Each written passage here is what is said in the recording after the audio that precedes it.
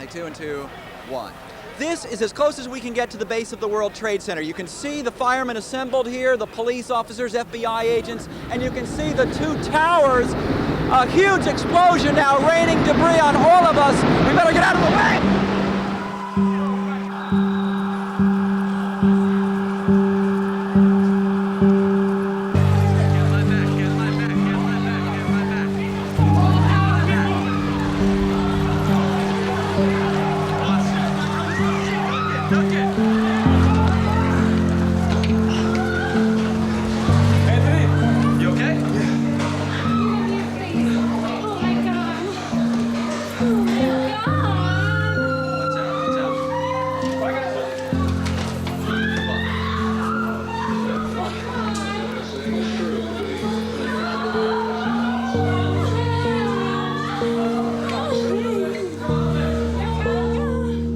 Every time I see it, I still get upset. I still get upset. Oh my God, there it goes!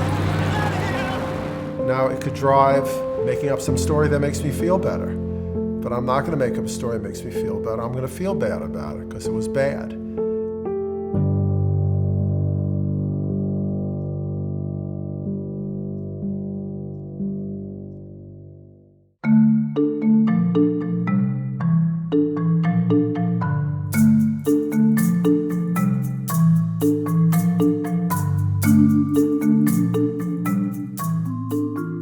I was a trial lawyer for 28 years. You cannot give a theory of any kind unless you can back it up with substantial evidence. What motivated me to look into 9/11 is I had a student, and he came up to me real excited, and he said, I saw this amazing film, and it tells the truth of what happened on 9/11.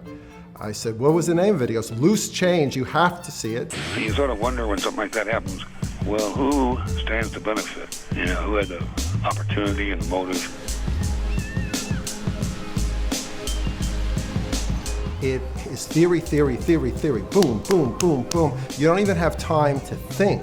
Galileo's law of falling bodies calculates the time in which an object will travel a certain distance in complete freefall. Wait a minute, what was that?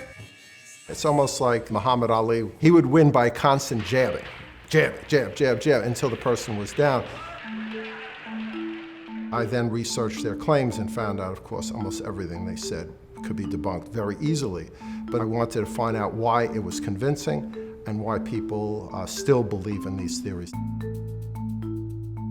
I eventually worked with my friend and cohort, Raju Parakkal. I was not even in the United States. I actually was in my hometown in India, and we were watching it happening actually live on CNN International. You see the plane coming in from what looks like the east side. There were many thoughts running through my mind. One was, this isn't true because this is happening in the world's strongest, most militarized country.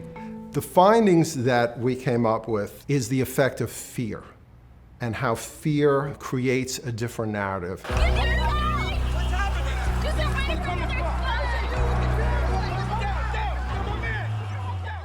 There are 2 conspiracy theories involving 9/11 attacks. The first one is Lee Hop, meaning President Bush let it happen on purpose. The other one is Mehop made it happen on purpose.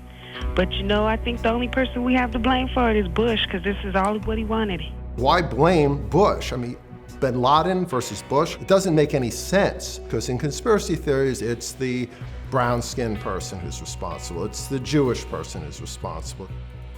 Conspiracy theories always target the other. And in 9/11, which shocked me, the obvious evil outsider is Osama bin Laden.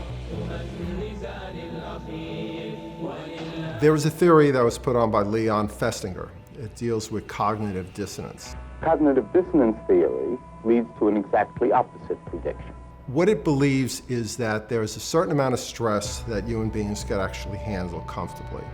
And if you hold beliefs strongly, and if confronted with an opposite belief, you suffer debilitating stress to the point that you cannot even function for some people. For him, there is dissonance. Time after time, we have seen what follows. You can live with the stress, or you reform the narrative. This is seen across most conspiracy theories. The inability to accept the fact that something random happened. I would have done a legitimate investigation to find out what exactly happened on 9/11. How did they know who did this so quickly like they did Lee Harvey Oswald? I don't think that Oswald shot any of the bullets. All conspiracy theories are rewrites. You're recreating reality to support something you believe in, something that you want to relieve stress in, or something you want to manipulate. Sandy Hook is a synthetic, completely fake, with actors, in my view, manufactured. And we found that people who feel a degree of helplessness are more likely to believe in conspiracies. You want to know that things are caused for reasons. God has a plan.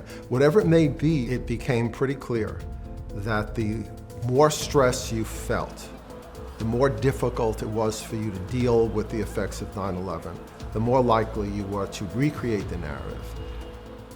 They just lost trust in pretty much everything, including the presidency, the government, and the military.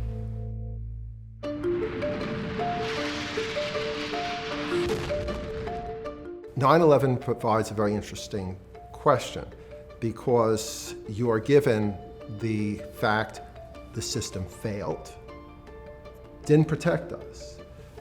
So if you believe that the military itself cannot handle protecting us, that's a very, very stressful conclusion. You don't have the trust, you fall apart. You can't even get out of bed in the morning. How could you? How could you go in an elevator if you can't trust in the system? So that's why we turn to Bush, a person outside of the system, a replaceable element. Republicans and Democrats really lined up on how you would think they would. Democrats who didn't like Bush thought he was behind it. Republicans who identified with him did not believe it. In so many ways, 9/11 conspiracy theories were sort of like a signal for what was going to come later on. What has happened now is instead of being divided as to Democrat, Republican, what we've gone into is being divided as science believers and science deniers. And it's become a matter of life and death. Now we're having arguments on reality and what is real and what is not. We are grappling with the big lie. Tens of millions of Americans suspect this election was stolen from them. It really was rigged against Donald Trump. We have not seen fraud on a scale that could have affected a different outcome in the election. Not having a common set of facts can seriously affect national security because it just shows the discord that prevails in our country. We're seeing protesters overcome the police. The police are now running back into the Capitol building. And I think that's far more dangerous than it was when 9/11 truthers started because we're denying reality now. I tell my students, I said, we're in a virus right now, but I want you to be a good virus. I want to teach you about evidentiary evidence. I want you to spread it exponentially. If we teach our kids how to think, if we teach them how to research, then there's hope. That's the best I can tell you. I fear a lot.